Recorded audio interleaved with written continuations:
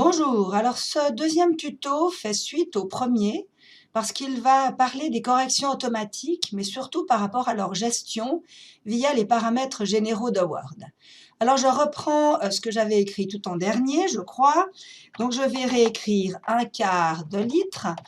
Il y a donc transformation en fraction. Je vous rappelle qu'il y a un petit bouton, une petite balise qui apparaît dessous et dont la troisième option me dit contrôle des options de mise en forme automatique, et je vais atterrir dans les paramètres, dans les options généraux de Word, et si vous lisez un petit peu tout, vous allez retrouver des corrections automatiques, certaines nous en avons parlé lors du premier tuto.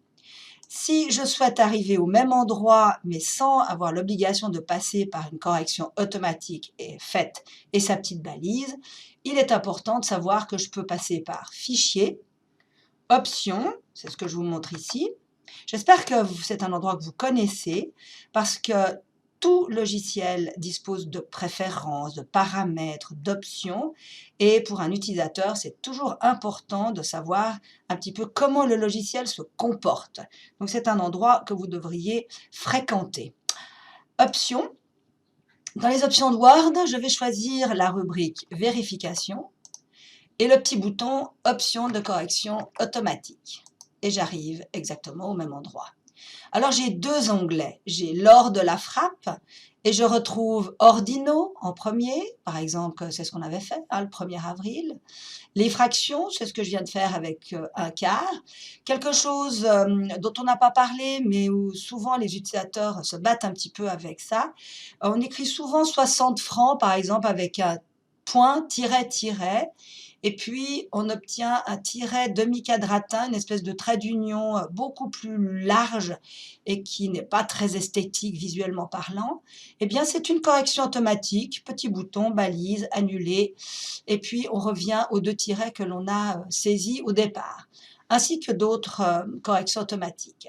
Autre onglet, celui qui porte d'ailleurs le nom de correction automatique, et on retrouve par exemple la majuscule en début de phrase. Vous vous rappelez, j'avais écrit « je », automatiquement le « j » était passé en majuscule. On avait parlé avec l'exemple de Charlotte, corriger l'utilisation accidentelle de la touche verrouillage majuscule, que j'appelle aussi Caps Lock. Et puis ici, vous avez la liste complète de toutes les corrections automatiques que Word fait pour vous. Il y a des choses très visuelles.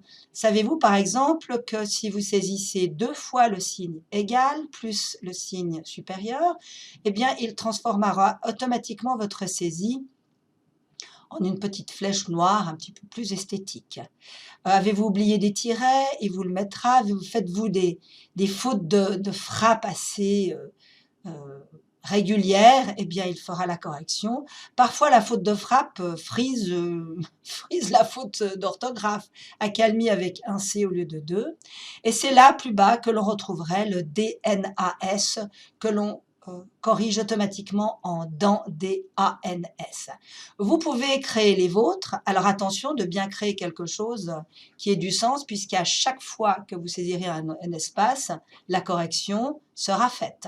C'est pas comme ça sur demande, juste quand on veut. Vous pouvez aussi supprimer une quelconque correction automatique, mais posez-vous la question, est-ce qu'elle me dérange 100% du temps? Parce que vous pouvez la supprimer, il y a le petit bouton qui est là, mais comme vous pouvez le constater, il n'y a pas de bouton Reset. Ça veut dire que vous devrez la recréer. C'est pas dramatique, mais voilà, c'est à votre charge pour qu'elle soit remise en jeu. Voilà pour les corrections automatiques. Sachez aussi que cette liste ici, si votre paragraphe est défini en anglais, eh bien, elles seront liées à la langue anglaise. Et pour une autre langue, eh bien, ça dépend si le pack de langue correspondant a été activé ou installé. En général, c'est gratuit. Je vais juste terminer en vous montrant où on définit la langue d'un paragraphe. Donc, si je le sélectionne, en bas dans la barre des tâches, il est dit ici français-suisse. Si je clique dessus, j'ai une petite boîte de dialogue qui me permettrait de changer la langue du paragraphe, auquel cas les corrections automatiques seraient automatiquement adaptées. Ça peut être aussi extrêmement intéressant.